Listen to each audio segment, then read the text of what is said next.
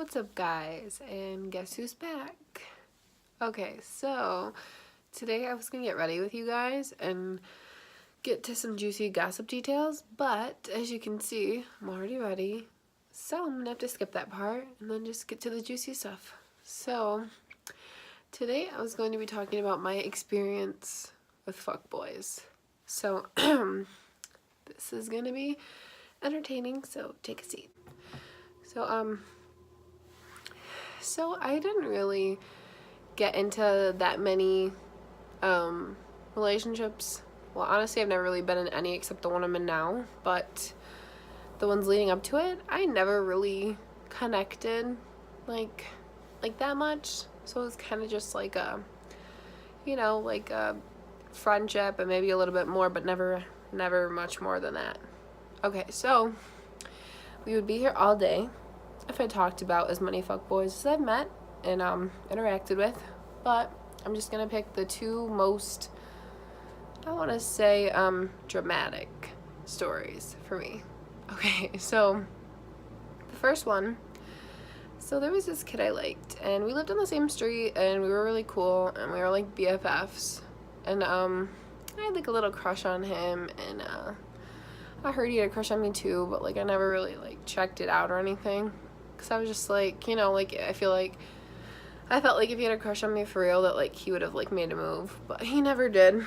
I mean, he would just make those little boy moves that like guys make, where they just like tell you look cute and stuff like that. But anyway, so me and him were like BFF, and we hung out like every day, and like I lived on like a dead end street, so all the kids were really cool with each other, and we'd like play sports all together every day. And so, like, I liked him, and my best friend I lived next door to liked, his cousin, actually.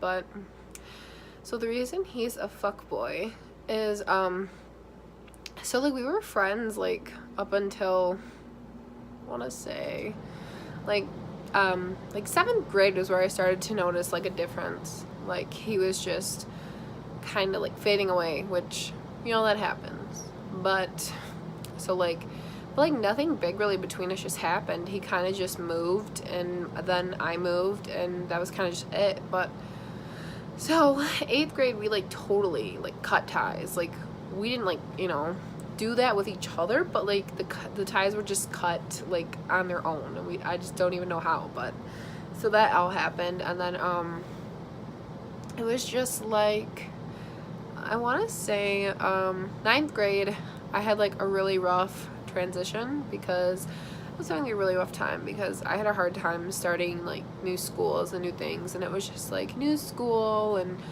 like I did not have any friends, and I sucked at making them. And like my best friend that I lived next door to on the street moved to another state. I was gonna say country, but state. So I didn't have her. I didn't have like anybody. So I kind of tried to pick up where me and him left off, because I was like, maybe we could start talking and being friends again. I mean, nothing ever happened like too crazy. We just kind of just stopped talking and stopped being friends. So I tried, and like over the summer of like 8th grade, I like would text him and stuff like that, and he just like completely no response. And then one day I called him, and this was very embarrassing. He answered the phone, and then once I said who it was, I literally believe that he gave it to his dad. Like, he switched the phone so quick. Like, that was embarrassing. And then, like, in 9th grade, I guess I just, like, kind of just forgot about that, and I was like, hey, what's up? And he would, like, say hi, but, like, that would be it. Like, it would never get past hi. And, like, one time I showed him an old picture of us, and he just, like, did, like, a quick heh. And like that was it, and I was like, okay. So yeah, so it just didn't work out, and it wasn't his responsibility like to be my crutch, because I was having a hard time. But I just thought that was a fuckboy move, that he kind of just like just like said peace and like never talked to me again. We never talked again. So on to story number 2. I would name drop, but I can't do it as gracefully as Ariana Grande, so I don't want to embarrass myself or the others, and that's kind of rude. Okay, next one. This one is really dramatic, so get ready. So, and so this was high school. Like this was 11th grade. So 11th grade, I had this chemistry class with this guy, and he was like the only person that I was ever really, really interested in. Like, I actually wanted a relationship with. Like, I never really, really wanted to have a relationship with anybody, but like I could see myself with him. So I was like, you know what, I'm gonna try this. So in chemistry class, like I would kind of sometimes listen to his conversations with his friends, which was kind of weird, but I just was like curious about what he was about. So, and I didn't want to ask him, so I just would listen. So I'd like listen and be like, oh, that's funny, you're talking about a hockey game, cool. But anyway, so that happened, and I like never got the courage to talk to him in school. So school ended, and like I messaged him on Facebook, and I was like, hey, what's up?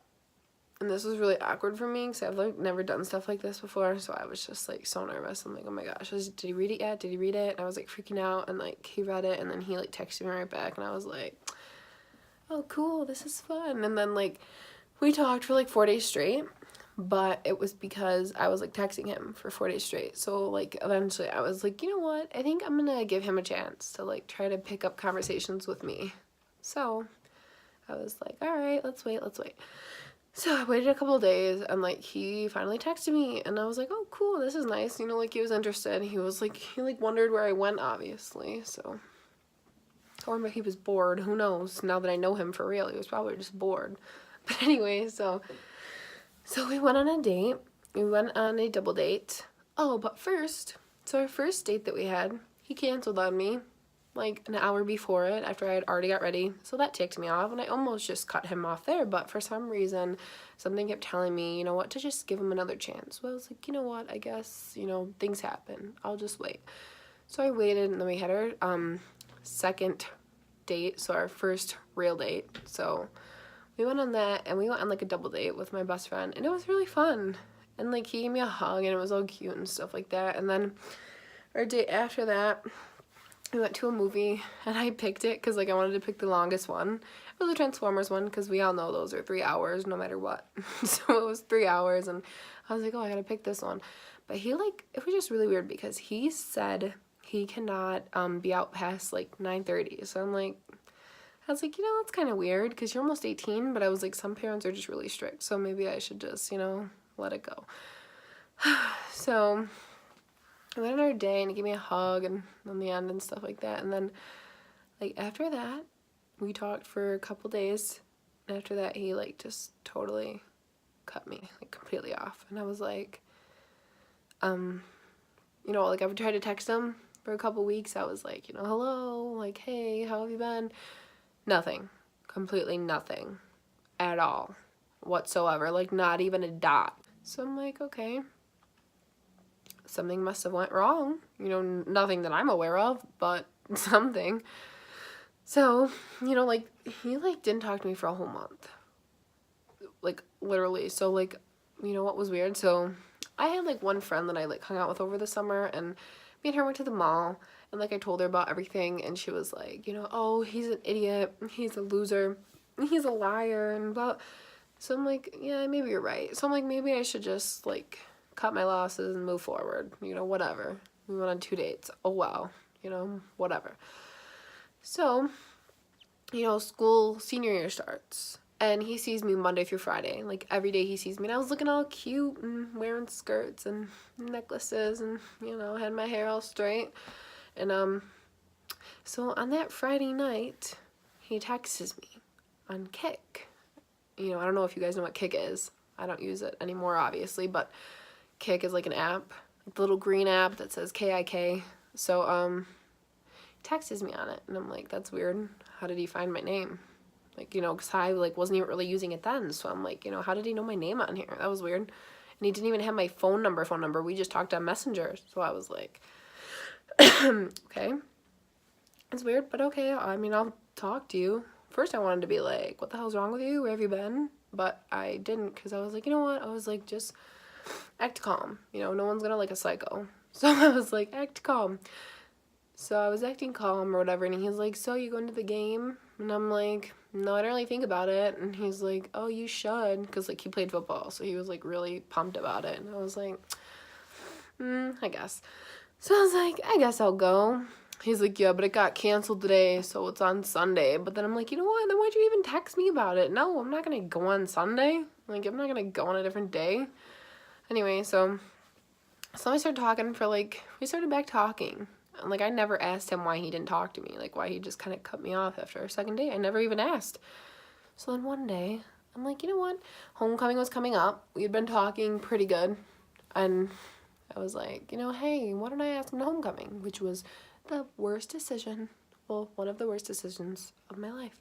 So I asked him on Kik. I'm like, hey, he was at football practice. And I knew this because I didn't want to have to panic and wait for him to respond. So I wanted to have a few hours to calm down and relax before he responded. Because this was a big deal for me. Like, I need to stop going into these situations, but I just kept putting myself into them. So I asked him, and he was like, 3 hours later, after football practice was over, he was like, you know, sorry, I don't go to those things. And I'm like, okay, maybe something else, or maybe we could hang out a different day, but I'm going to homecoming with or without you.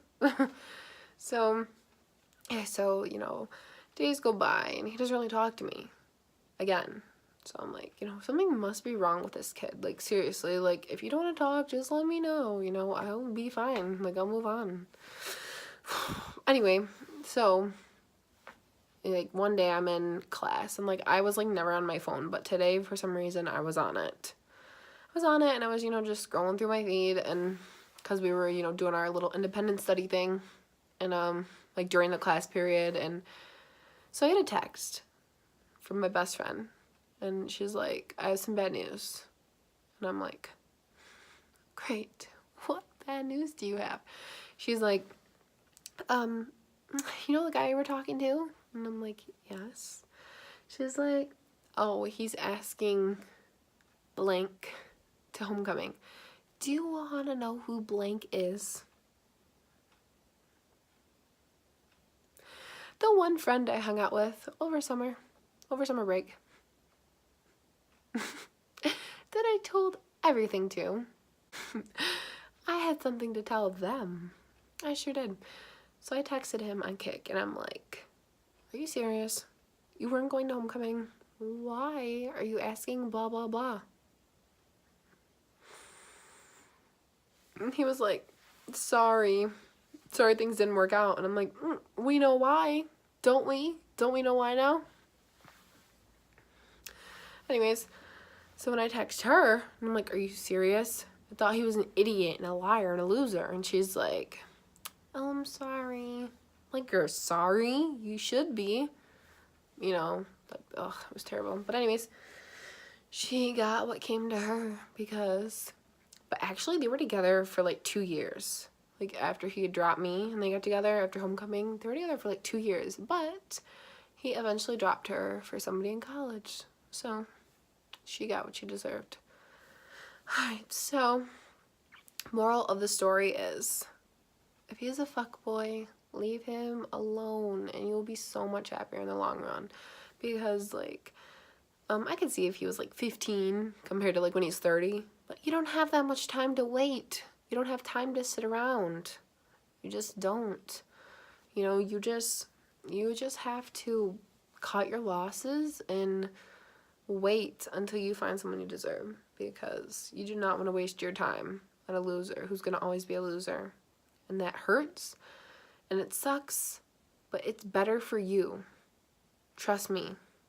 I mean, the only person you want to sacrifice yourself for is your children. That's who you want to sacrifice yourself for. Not for a man, not for anybody, but you or your children. So that's all I got to say. Thank you for being with me for my second video on my channel, and I hope you enjoyed my story, and I hope it helps you in the long run if you need it. So, alright, bye guys.